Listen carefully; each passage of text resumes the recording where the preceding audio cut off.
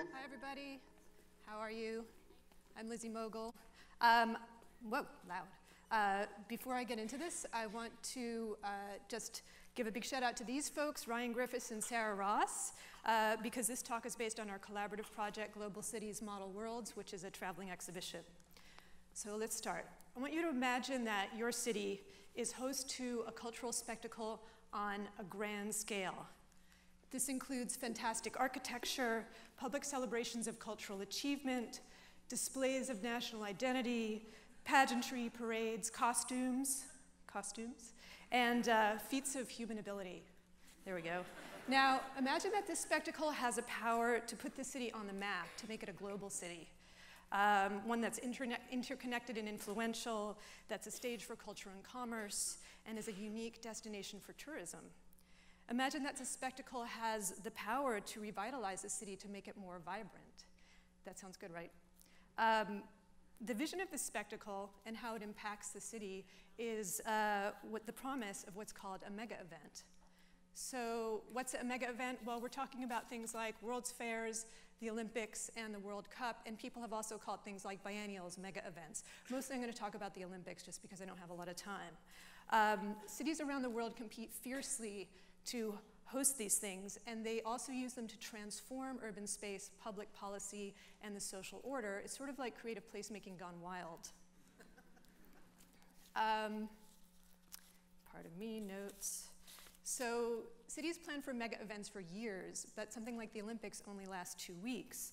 And in order to put on something of this scale, they have to operate according to a different logic. As temporary structures are built, temporary jobs are created, temporary laws are enacted. And there's a huge amount of financial investment and personnel needed to make this temporary city that's rivaled only by wartime military operations.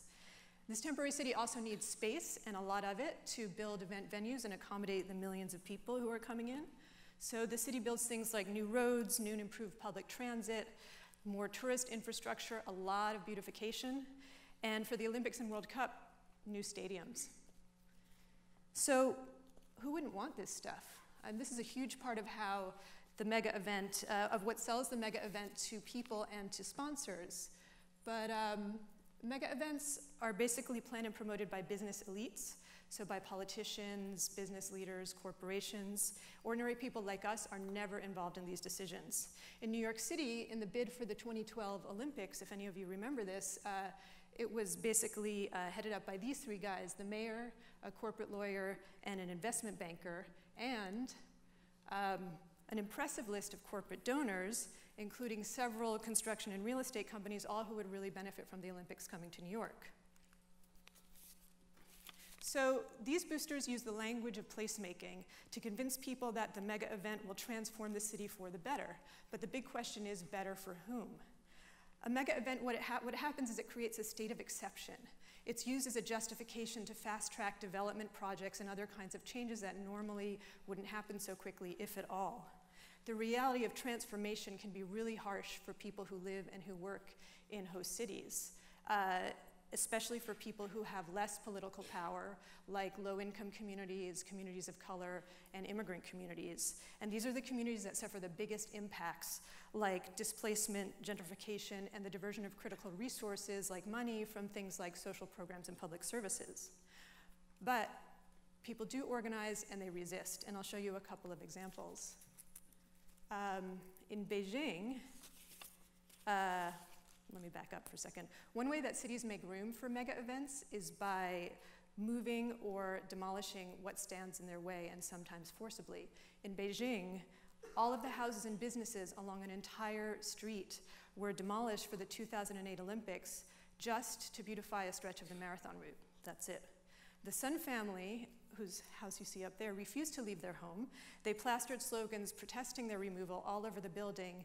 And they also got a lot of international media attention, which is probably why their building was the only structure on the newly landscaped street to survive. And you can see it, sort of see it up there, circled in red, the before and the after. It's kind of shocking. This is just one moment of visible resistance among the 1.25 million people who were displaced for the Beijing Olympics. It's a lot. In Vancouver, during the lead up to the 2010 Olympics, housing organizers worked really hard to make sure that people weren't displaced by the construction of Olympic sites or evicted by landlords who were looking for temporary high-paying tenants. A lot of this work focused on a neighborhood called the Downtown East Side, where a lot of services for homeless people and others were based. Social justice and indigenous groups set up the Olympic Tent Village, which occupied a vacant lot that was owned by the city's biggest real estate developer. Sounds a little familiar, right? For a month during and after the Olympics, the Tent Village was this very visible protest that brought a lot of attention to homelessness and affordable housing issues that were happening locally and nationally.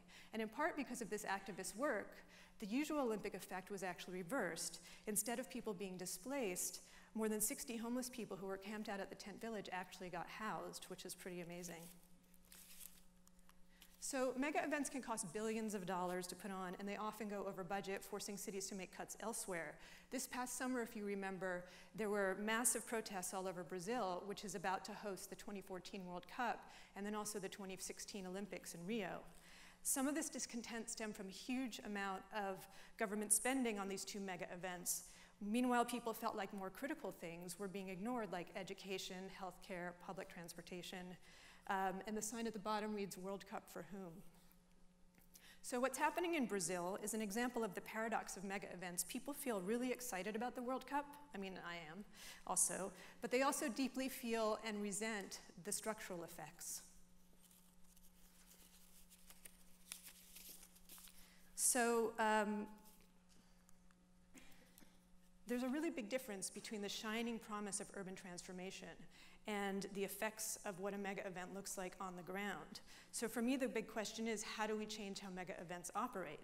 I don't really have a lot of time for that answer in what I have left, but I'll leave you with one idea. If a major problem of mega events is their serial negative impact on cities, you could host one in the same place every year and just bring in the trappings of national identity.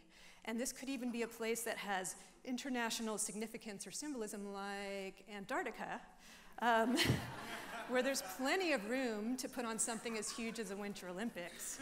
And wait, you could have the ski jump, the mega stadium, the corporate branding, and of course the adorable mascots. There's no lack of snow, and there's no one to displace except maybe a couple of penguins. Now, okay, this is a totally crazy idea. You cannot hold the Olympics in Antarctica, the very basis of the international treaty governing the place is about environmental protection, and a mega event would do irreparable damage. But by showing this out of context, I think it illustrates how out of place mega events are and what their true costs might be. Thanks.